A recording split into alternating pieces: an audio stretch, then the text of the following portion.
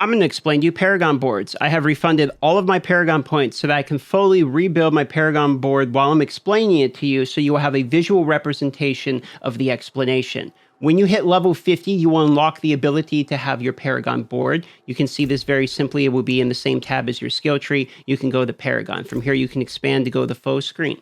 Something to keep in mind about the Paragon board is you will also need glyphs, which we will talk about what they do in a moment, but the glyphs are unlocked through doing nightmare dungeons, which you can get in your nightmare sigils. These nightmare sigils are unlocked as you progress through the game, and you get the Tree of Whispers down. You do the runs with the Tree of Whispers, so you can also watch another video about how Tree of Whispers work, but you get the sigils. These will give you glyphs. You'll need glyphs, which you'll probably have by the time you unlock your first Paragon board, and the glyphs are fairly easy to get. I farmed all of the glyphs in the game before I had 100 hours in the game. You get them fairly quickly, so don't worry about trying to get the glyphs. Just try to understand the explanation. So let's go ahead and start with the Paragon board. When you start with the Paragon board, you're going to have the Paragon starting node. Anytime you place points, you have to do it in a row. You cannot refund a middle point. You have to make sure you do it like a snake, like a snake's head. You have to go from the end point all the way back. So I can't go here, here, and here, and then refund the one in the middle, for instance. Just keep that in mind when you're doing the Paragon board. You have to keep them connected.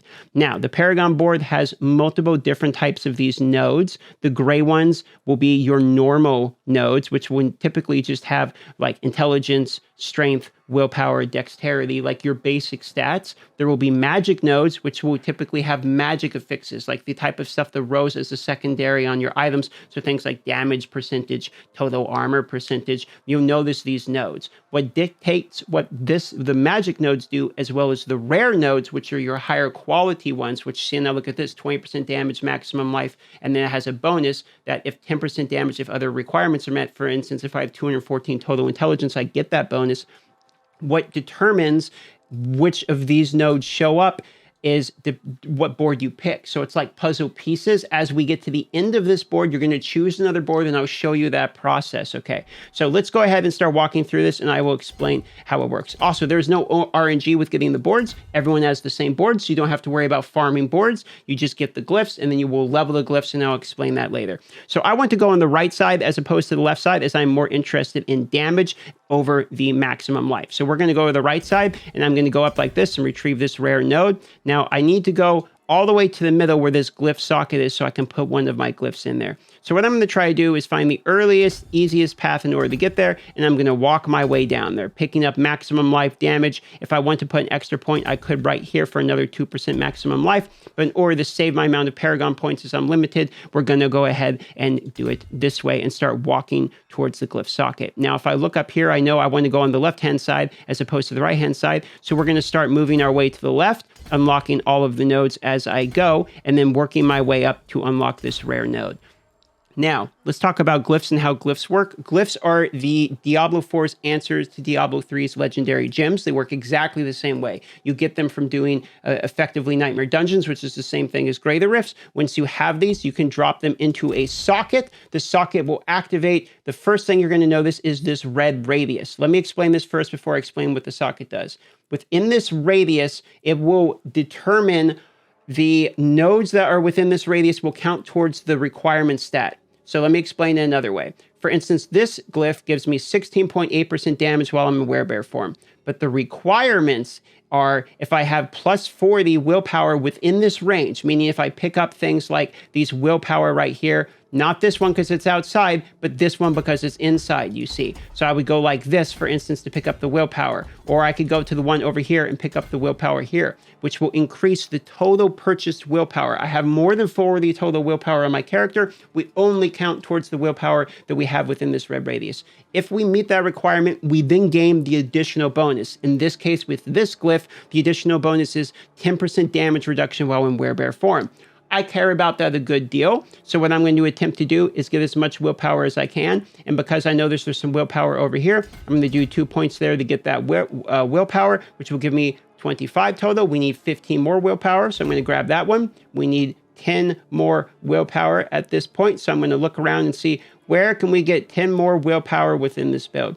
Well, I see 5 willpower right there and 5 right there. So I'm going to know that I want probably the rare node 2 on my way out. So I'm going to go here, pick that one, do 2 more points up here in order to gain this one. Now, I don't have 180 total dexterity, so we'll worry about that node a little bit later, but I picked it up since I'm here already. Now that we have all of this board looking pretty good and we're feeling fairly satisfied about that, we have the requirements fulfilled for the willpower, it's time to mention one other thing.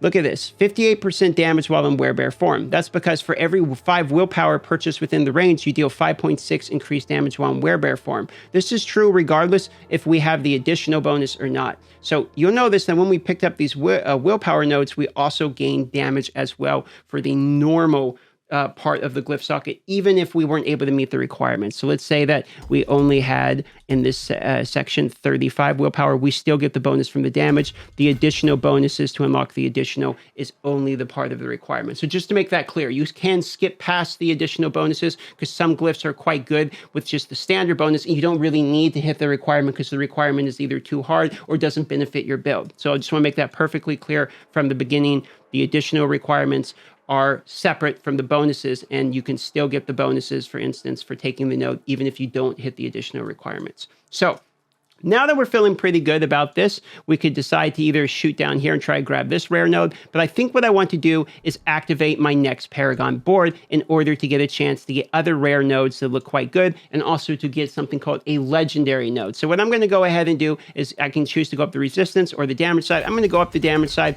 and we're going to go here to the board attached gate. Now at this point, we can look through the 8 other puzzle pieces or other Paragon board pieces that we can decide we're going to go into next. We can look and preview through all of these. I already know for my build that I want survival instincts because I've done this build already. So for the sake of this, I'm going to show you this. So let's say I've looked through all of these and I've seen, oh, I really like this board, and there's 8 of them once again. So look through all of them and decide for your build. But I like this one because it has the Urzyme rare node, which gives me overpower and werebear damage. It also gives me total armor while in werebear form. It gives me damage while in werebear form. There's a socket right here next to all of these. This looks very good. Also has survival instincts for the werebear form. I can know this is good for my pulverized build, and this is what I want to do. I want to play the pulverized. So I'm going to figure out, do I want to rotate this board? And is it better for me to start here to get to the glyph socket? Is it better for me to start here? And we're going to start figuring out the board. For instance, what I want more than anything is I wanted the damage node, the pure damage node. Well, I don't want to start on this one because it's only damage done to healthy enemies and fortify.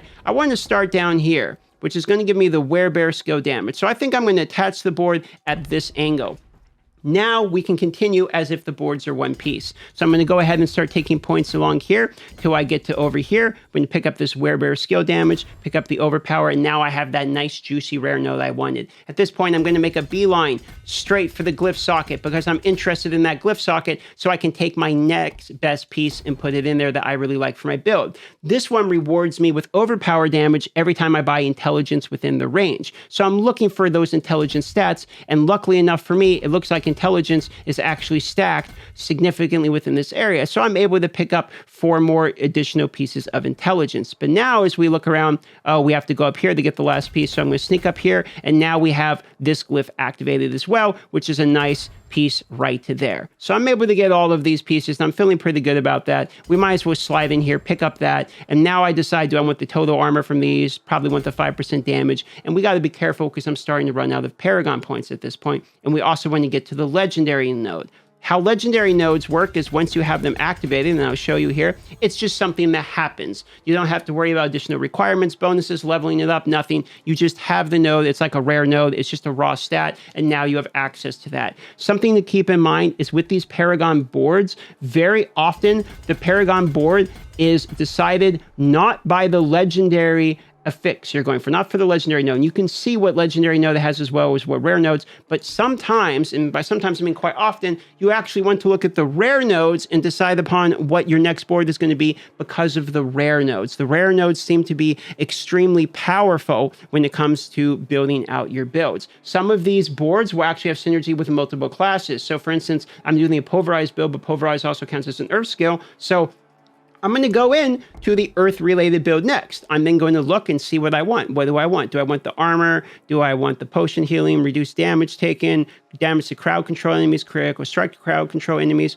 Or do I want the earth damage, the flat earth damage, critical strike to crowd control? I actually quite like this one. So I think what I'm going to go for is I'm going to go for this one, and I don't feel like I like the way this position of the board is. So we're going to rotate the board one time just for the sake of this video, and we can go ahead and attach the board. Now from here, I can go up, directly shoot my way up here in order to be able to grab the next glyph, for instance, put on whatever I feel like I want for the next glyph in there, and then start worrying about it and building out from there, grab all of the additional points I want, shoot over here to get the earth damage, etc. So that is how the Paragon boards work. Keep in mind, a lot of your in-game damage potential is going to come from these Paragon boards. So if you got to level 50 and you're not liking your class yet, it's not over. Give it another chance. Give it another 20 levels or so, and absolutely make sure you go and do your renown, as there is 20 Paragon points that you can get from just doing renown. You actually get multiple Paragon points per level too. You get a Paragon point at every third